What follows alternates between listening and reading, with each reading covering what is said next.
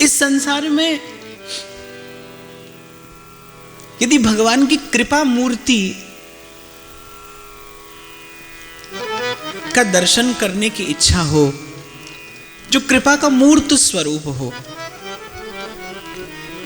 जंगम तीर्थ, तो वो संत है। तो कथा की, सत्संग की ही महिमा कहती एक बड़ी सुंदर कथा है, बड़ी मधुर सी गाथा है। आगरा में श्रीनाथ जी के चरणों के अनुरागी एक बड़े मधुर स्वभाव के, बड़े सरस स्वभाव के भक्त संत रहते थे। यद्यपि वृंदावन में बड़ा अनुराग था, ब्रजभूमि से बड़ा प्रेम था, लेकिन फिर भी आगरा में रहे। उनके मन का भाव ऐसा था कि जहां अंधेरा हो वहां दीपक जलाना अधिक आवश्यक है। संत के संसार में रहने का और कोई कारण है ही नहीं। संत संसार में रहता है, उसके पीछे हेतु क्या है? कृपा, भगवान की कृपा। और नहीं रहे संत संसार में तो कबीर कहते हैं ना, संत न होते जगत में तो जल मरता संसार। संत ही तो है जो भूले भटके बिखरे को अपनी सहज कृपा से, अपनी सहज उदारता से स्वयं आता है और आधार देकर चला जाता है। उस समय, आज से लगभग 500 वर्ष पूर्व की यह घटना है। उस समय आगरा यवनों के, मलेच्छों के आतताई आचरणों से दुखित थी वो भूमि। सो प्रेम निधि जी ने मन में विचार किया कि हम यहीं आगरा में बसेंगे। बड़ा अनुराग उनका श्री ठाकुर जी के चरणों में, बड़ी निष्कपट प्रीति। वल्लभ कुल के अनुयायी थे, उसी रीति से श्रीनाथ जी की, अपने ठाकुर जी की बड़े लाड़ और प्रेम से सेवा किया करते थे। वल्लभ कुल में आज भी स्पर्श अस्पर्श आदि का बहुत विचार रखा जाता है। जहां तक हो सके वहां तक बड़े सदाचार से, बड़ी आचरण की शुद्धि से ठाकुर जी की सेवा की जाती है। तो बड़े सदाचार युक्त जीवन जीते हुए अपने प्राण प्यारे श्री ठाकुर जी की सेवा करते। उनके श्री ठाकुर जी का नाम श्री श्याम जी था। आज भी उनका मंदिर आगरा में है। तो प्रेम निधि जी का ऐसा नियम था कि वो प्रतिदिन प्रातःकाल श्री जमुना जी से जल भरकर लाया करते थे और अपने ठाकुर जी को स्नान कराते थे। ये उनका प्रातःकाल का नियम था। स्नान आदि करके नित्य कर्म से निवृत्त होकर नित्य जाते, अपने सिर पर जल भरकर लाते और फिर आकर अपने श्री ठाकुर जी को स्नान कराते। और सूर्य उदय होने से पहले वो नित्य अपना ये कर्म कर लेते थे। एक दिन की बात, रात भर बड़ी वर्षा होती रही, सूर्यदेव भी नहीं निकले थे। बड़ी घनघोर वर्षा रात भर होती रही। मार्ग पर बड़ा अधिक कीचड़ था। मन में विचार किया कि इस प्रकार कीचड़ में कैसे जाऊं जल भरने, तो सूर्य उदय होने की प्रतीक्षा करता हूं। फिर मन में विचार किया, अगर सूर्य उदय होने की प्रतीक्षा करता हूं तो जैसा मैंने कहा, म्लेच्छ लोग उस समय सेवा करने नहीं देते थे, जानबूझकर उनको स्पर्श कर लेते थे। इस प्रकार के आचरण म्लेच्छों द्वारा होते थे। तो मन में विचार किया कि यदि सूर्य उदय होने पर जाऊंगा तो जल लाते समय यदि किसी म्लेच्छ ने छू लिया तो फिर सेवा में व्यतिक्रम हो जाएगा। तो बड़ी देर तक बेचारे इसी द्वंद्व में पड़े रहे। फिर आखिर मन में विचार किया कि चलता हूं, जैसी हरी इच्छा होगी वैसा होगा, लेकिन चलता हूं। सेवक का धर्म है नियत समय पर सेवा में पहुंच जाना, आगे स्वामी की इच्छा। तो प्रेम निधि जी ने मन में विचार किया कि सेवक का धर्म है समय पर सेवा में उपस्थित हो जाए, आगे स्वामी की इच्छा। तो कलश खाली हाथ में लिया, निकल पड़े। और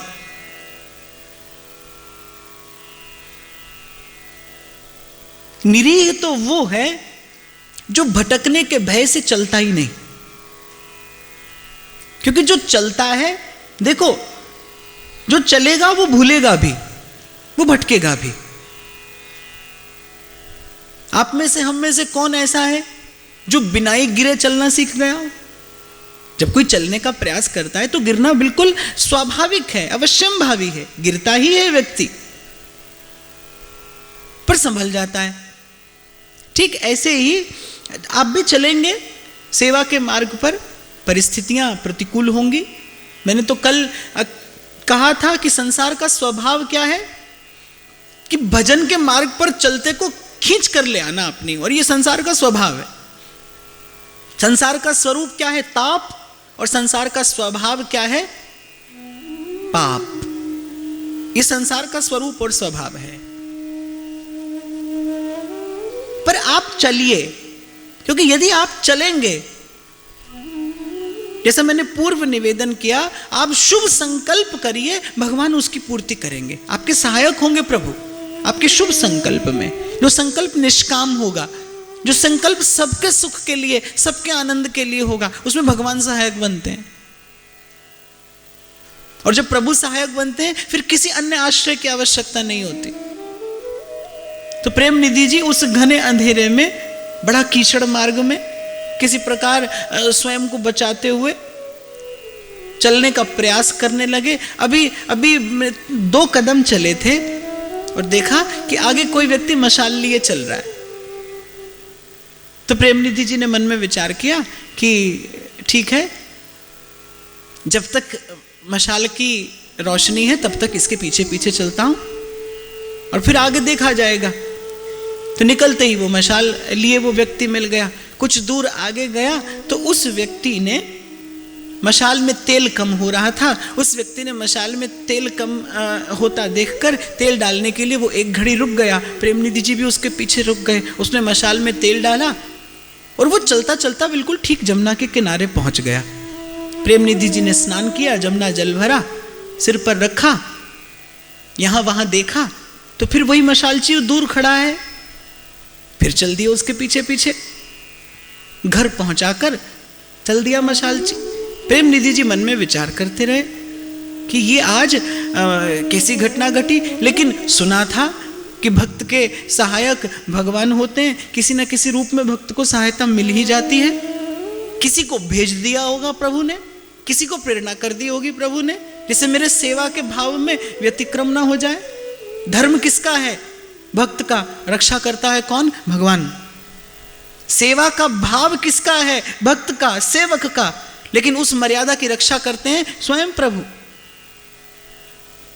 मंगला के लिए जब अपने प्रभु को उठाने के लिए पट खोला तो क्या देखते हैं कि श्री ठाकुर जी के कर कमल तो तेल से भीगे हैं और पांव कीचड़ से भीगे हैं।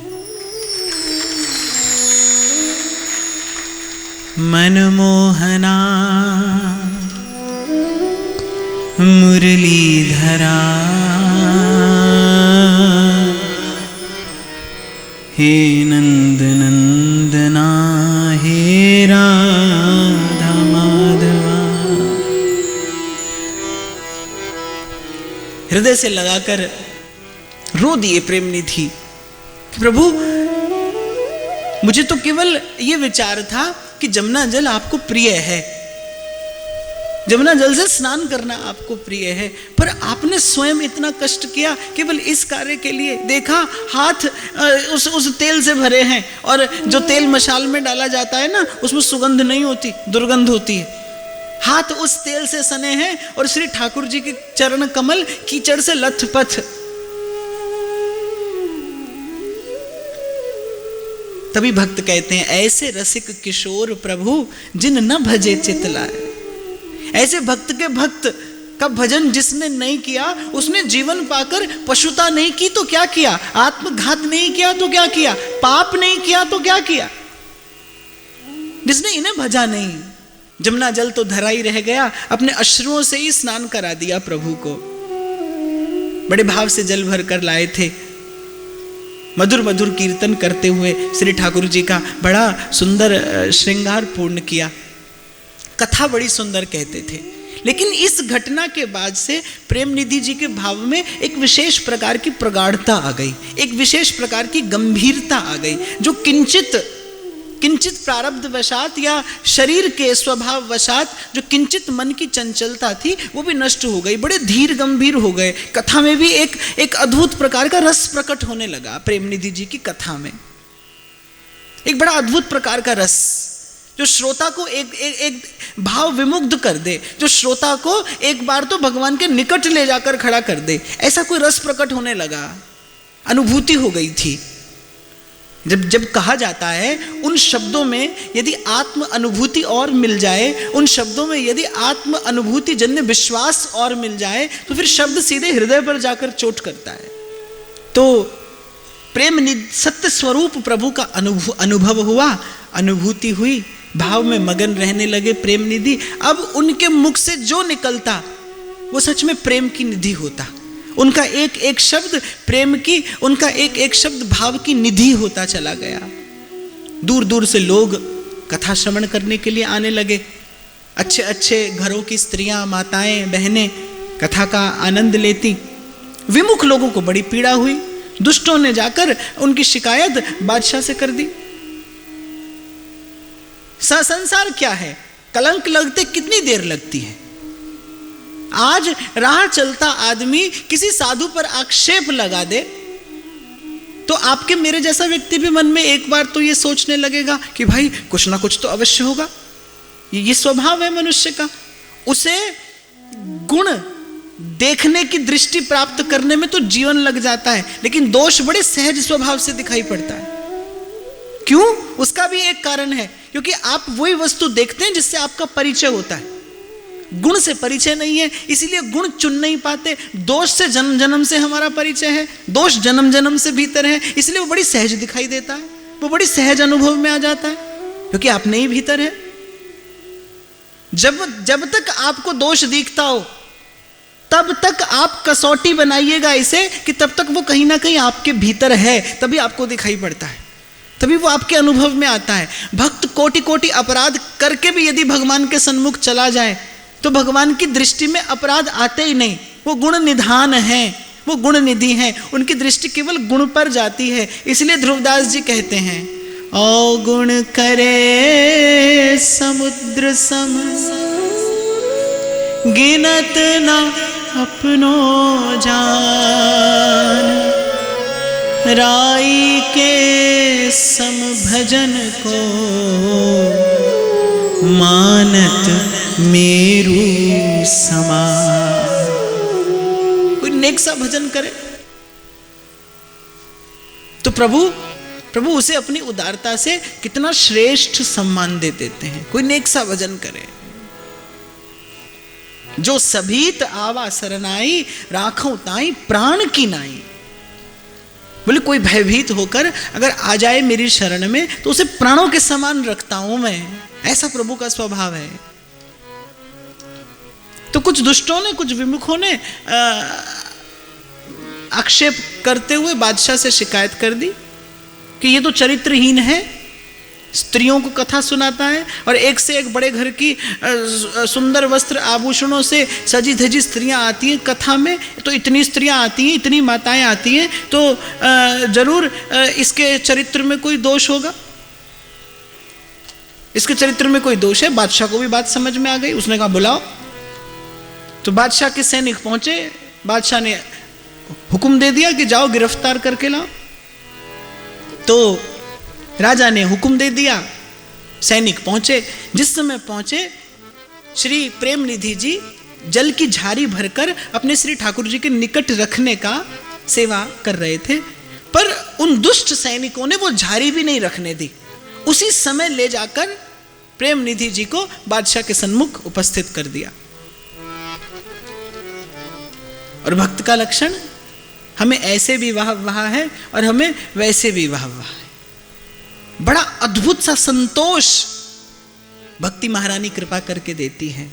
बादशाह के सामने हाजिर हो गए, तब भी प्रसन्न आनंद में। बस एक पीड़ा रह गई कि ठाकुर जी प्यासे ही रह जाएंगे पीछे। मैं जल की झारी भी उनके निकट नहीं रख के आ पाया।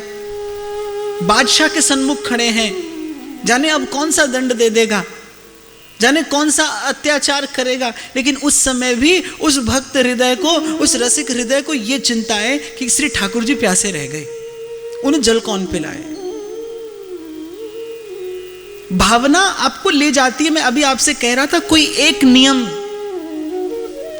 नियम अपने जीवन में लेकर आइए, कैसा भी हो। नियम के बिना आप मनुष्य कहलाने योग्य नहीं है। हाँ, उस नियम का व्रत से पालन करते रहिए, प्राणपन से पालन करते रहिए। वो एक नियम एक दिन आपका धर्म बन जाएगा, आपकी रक्षा करेगा। तो बादशाह ने पूछा, बड़ी प्रशंसा सुनी है हमने तुम्हारी कथा की, सुना है बहुत बड़े बड़े घर के लोग आते हैं कथा सुनने।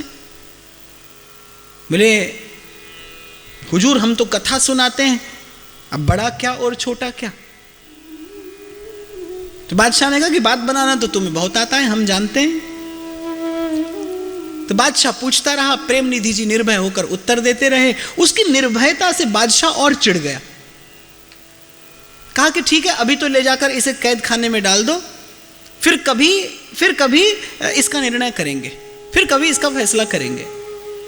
सैनिकों ने ले जाकर प्रेम निधि जी को, निरपराध को, और कारागार में डाल दिया। इसीलिए हरिदासन सो गर्व न करिए। संत कहते हैं, सकल आयु सत्कर्म में जो पे बितई होई।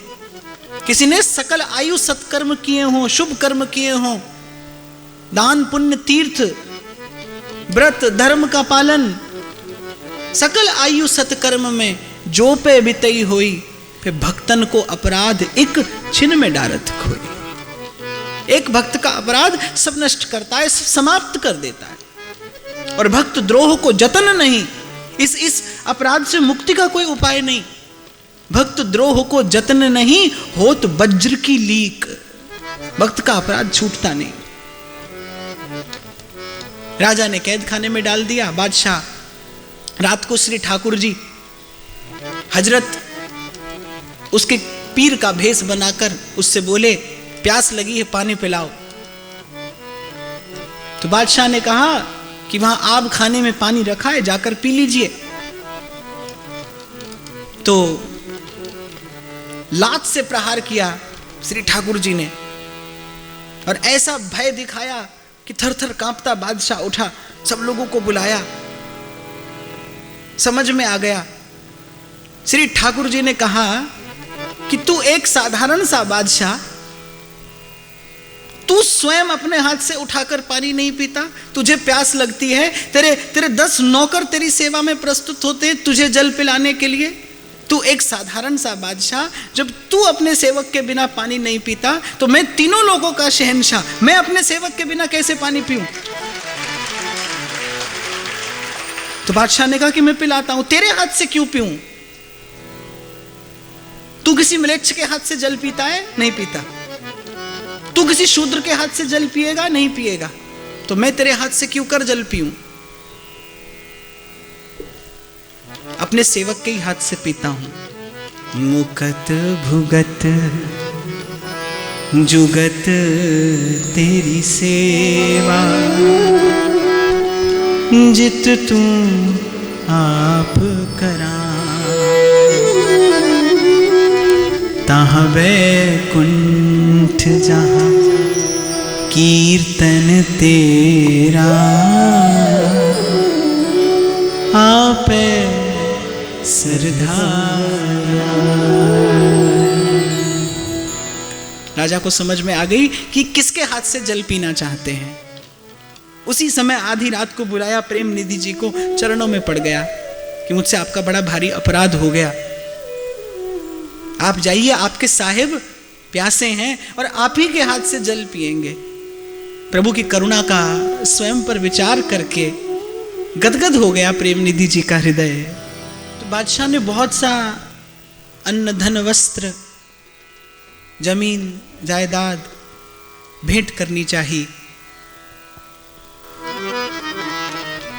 पर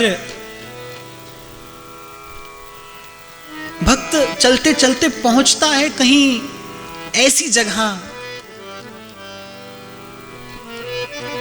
जहां उसका मन मान लेता है। देखो, कोई किसी की नहीं मानता, मन की माने सब मानते हैं। जाको मन रम जाहि सन तेहि ताहि सो काम। जाको है जासो मन मान्यो।